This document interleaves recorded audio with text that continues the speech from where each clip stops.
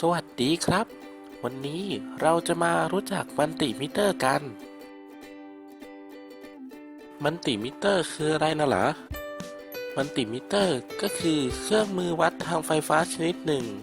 ใช้สำหรับวัดแรงดันไฟฟ้าหรือวัดกระแสไฟฟ้าและวัดค่าความต้านทาน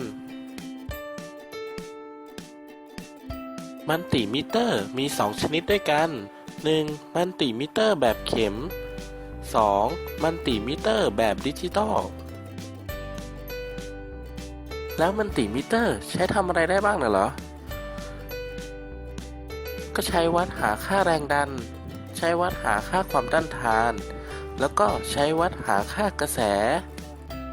แล้วในมิเตอร์1ตัวมีส่วนประกอบอะไรบ้างน่ะเหรอ 1. เข็มมิเตอร์ 2. หน้าปัดแสดงสเกล 3. สกรูสำหรับปรับแต่งเข็มมิเตอร์ 4. แจ็คสำหรับต่อสายวัดสีแดง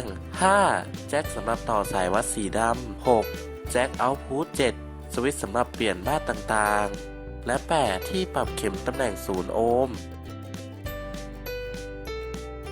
ข้อควรระวังในการใช้งาน 1. อย่าให้มัลติมิเตอร์มีการกระทบกระเทือนอย่างแรง 2. ควรวางมัลติมิเตอร์ในตำแหน่งราบหรือแนวนอน 3. เมื่อเลิกใช้งานควรถอดสายวัดออกและปรับสวิตช์เลือกย่านไปที่ออฟ